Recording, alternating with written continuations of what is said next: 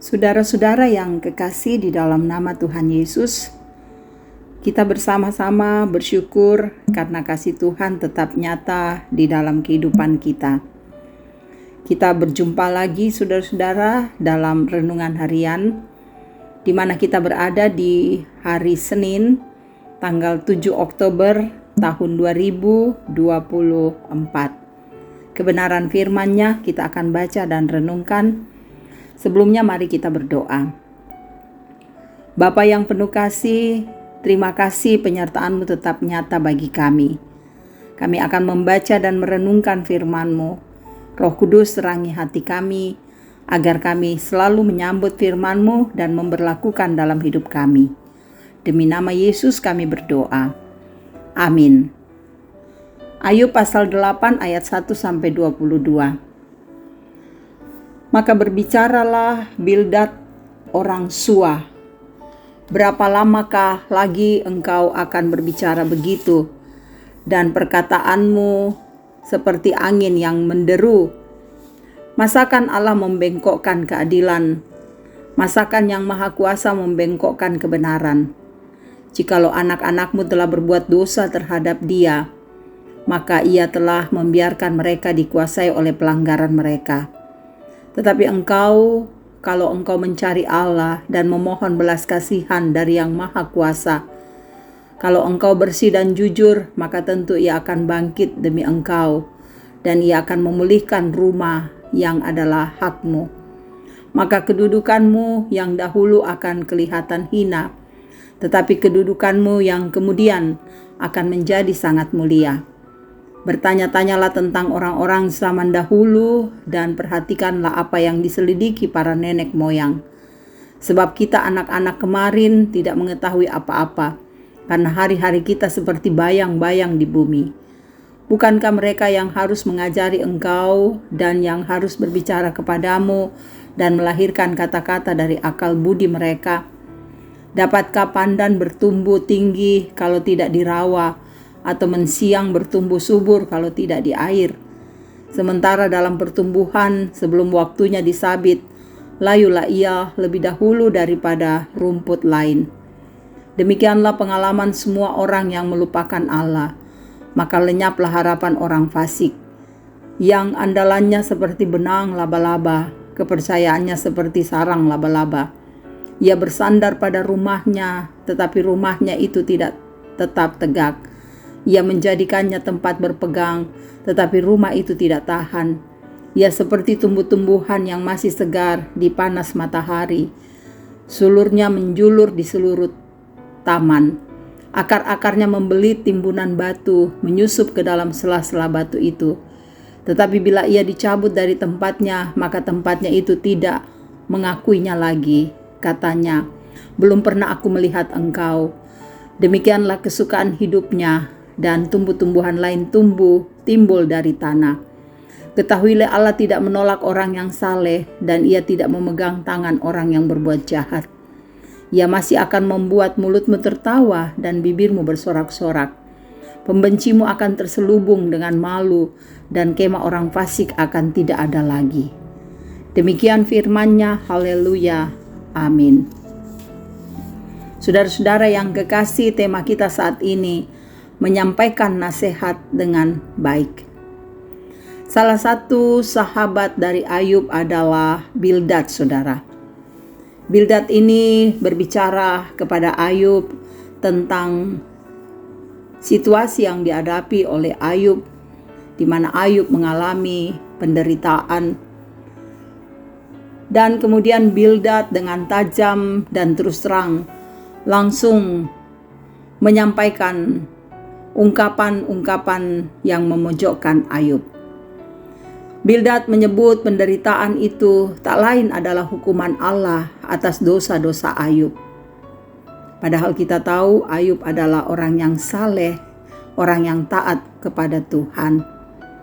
Lalu Bildad menganjurkan dengan sederhana pada Ayub untuk bertobat, bahwa Allah akan mengampuni dan memulihkan, bahkan jauh melebihi kondisi Ayub, akan lebih baik lagi dari sebelumnya. Saudara-saudara, Tuhan sangat mengasihi pada umat-Nya. Demikian juga Tuhan tidak akan membiarkan hukuman semena-mena kepada orang yang baik. Tuhan akan menjatuhkan hukuman kepada mereka yang berdosa. Saudara, penderitaan adalah wujud hukuman Tuhan. Karena Ayub sedang menderita, berarti Ayub dihukum Tuhan. Karena itu Bildad menasehati agar temannya tidak melupakan Tuhan. Saudara, sesungguhnya nasihat Bildad adalah baik. Ya, seringkali juga nasihat kita baik. Namun jika tidak tepat cara menyampaikannya akan sia-sia. Nasihat Bildad sesungguhnya baik, tetapi ketika ia menyampaikan kepada sahabatnya Ayub, tentu menjadi nasihat yang tidak membuat Ayub menjadi nyaman. Ayub justru bertambah bebannya lagi, dan nasihat ini tidak menjadi berguna. Saudara, perlu kita tahu dan pahami, ketika orang yang kita nasihati, kita mesti memahami kehidupan orang tersebut, lalu memberikan nasihat, saran. Kata-kata kita janganlah membuat hatinya semakin merasa tersiksa. Karena kata-kata kita, saudara-saudara, ketika masih ada di dalam hati, itu menjadi milik kita. Tapi ketika keluar dari mulut kita, itu menjadi milik orang lain. Karena itu bijaklah untuk berkata-kata, bijaklah memberikan nasihat. Karena tidak semua yang kita sebutkan baik akan datang baik pada orang lain. Marilah kita mengingat dan menyampaikan nasihat, saran dengan penuh hikmat dan kebijaksanaan. Mari memohon tuntunan Roh Kudus sehingga semua nasihat, semua saran kita pada sesama berguna dan akan memberikan kedamaian, sukacita, dan kebahagiaan. Tuhan menolong kita ketika kita menyampaikan saran, nasihat dengan baik, dengan memberikan ketenangan bagi sesama. Amin. Mari berdoa.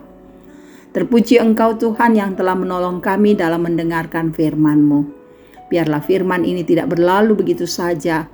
Kuasa dan kasih Tuhan akan terus membuat kami dapat memberlakukan firman-Mu.